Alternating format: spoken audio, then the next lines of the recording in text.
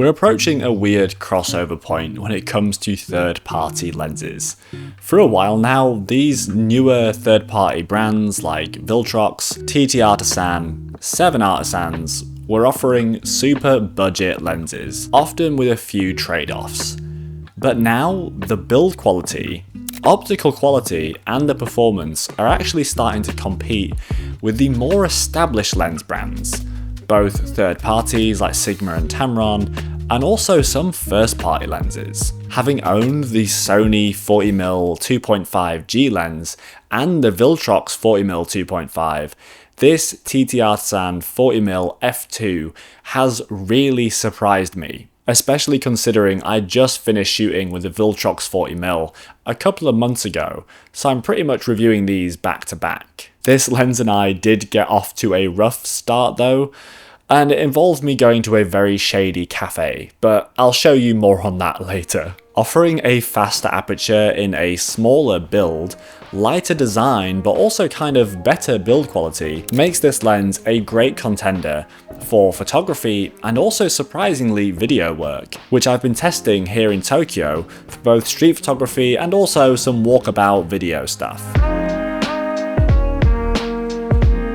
Paired with my Sony a7C II, this makes for a very small setup, with a nice focal length and fast aperture for shooting in low light situations, which has been actually very useful because the only lens I've had with me is a large chunky zoom with an f4 aperture.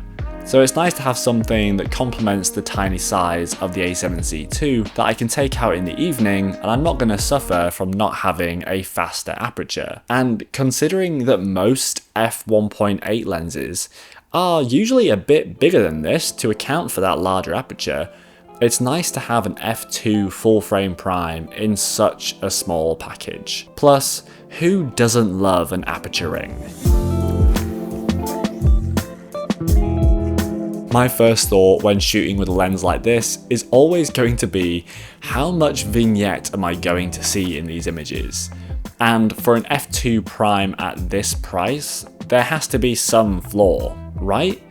Otherwise, why would anyone spend more to get the first party Sony G lens for the same focal length and value proposition?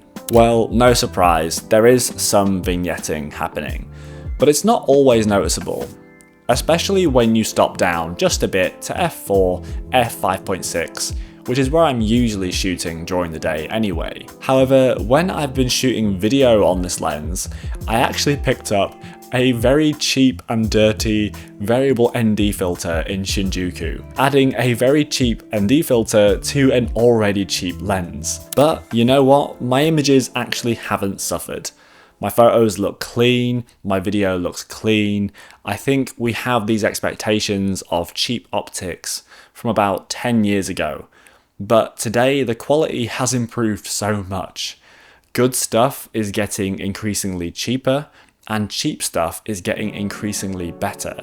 So you do have to kind of pick your battles here in terms of paying an extra premium to get a small percentage improvement of quality.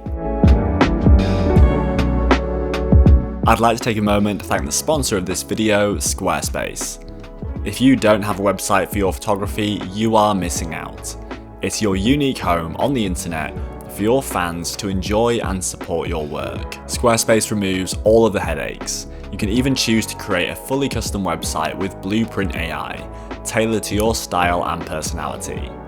You can update your fans easily via an email newsletter using Squarespace's email campaign tools.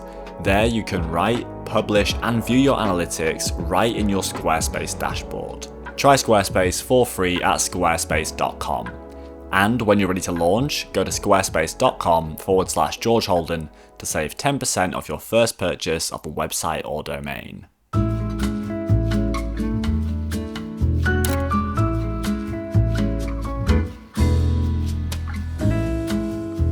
I've actually had this lens since August, I think. Yeah, August. But there were some focusing problems with this lens and my Sony a7C II when I first got it. TTArtisan actually had to release a firmware update to fix the autofocus problems with the a7C II and maybe a couple of other Sony cameras, but that actually wasn't where the problems ended for me. For some reason, TTArtisan firmware can only be installed via a Windows computer. Specifically, they prefer that you use Windows 11. So I had to find myself a Windows PC to use in Japan. I actually managed to find something called a net cafe or cyber cafe. These are like libraries of manga and other stuff you can watch or read, but they're also kind of like hotels for up to 72 hours, which some people do. And I rented one of these little booths that just had a basic Windows PC in it for about £1.50 for 30 minutes, just so I could plug in my lens and install this update. Sure, I could have stayed longer in this cyber cafe, but honestly, I was quite happy to get in and get out. It didn't smell great, people definitely spend 3 days plus in there.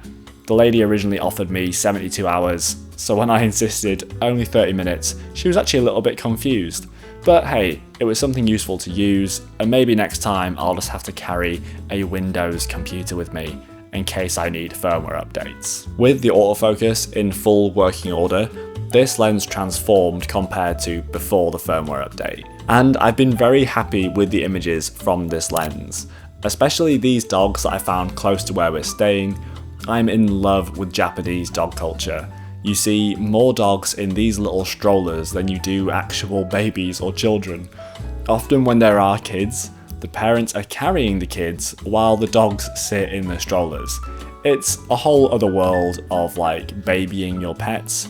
And honestly, there are more pet clinics in Osaka and Tokyo than there are actual medical clinics for humans. And of course, I had to take this lens on my A7C II to visit the goodest boy of them all, the famous Hachi or Hachiko. While his statue in Shibuya was crowded, I actually ventured out to the museum in Ueno Park, where Hachiko's remains are on display. I'm talking full taxidermy, a bit spooky, but honestly, when in Japan, you have to pay your respects. Much like I did when I visited Scotland's version of Hachi, the Friar's Bobby in Edinburgh. This is actually shot on film from a few years ago. And of course, all the images you're seeing in this video have been edited with my Kodak film stock presets, my Fujifilm film stock presets, and my Naturally Filmic presets. And you can save when you buy all three together in the 3-pack bundle, and viewers of this video can save an extra 20% at checkout by using this unique code. These are some of the best film simulation presets you can buy, and I use these in 100% of the images you see me share online. So I'll drop a link in the description below for you to check them out. Any lens that means you carry your camera more is just by default a good thing. And with that in mind, am I carrying my A7C II more when using this lens? And yes, I have been. And it's been a reliable little sidekick when I want to ask someone if I can take a photo of their dog, or just have it with me when we're going out in the evening and I might need to shoot in lower light situations. But am I taking this with me more than I was, say, the Canon M6, the Fuji X-T2, or the Olympus Pen F? It's just dawning on me I might have too many cameras. Japan is too good for camera shopping, I need to stop. But at the moment, because of the video credentials of the A7C II, and me wanting to document this trip with more than just photography, yes, this camera and lens is a much more compelling carry when just going out and you want to be able to shoot a bit of everything.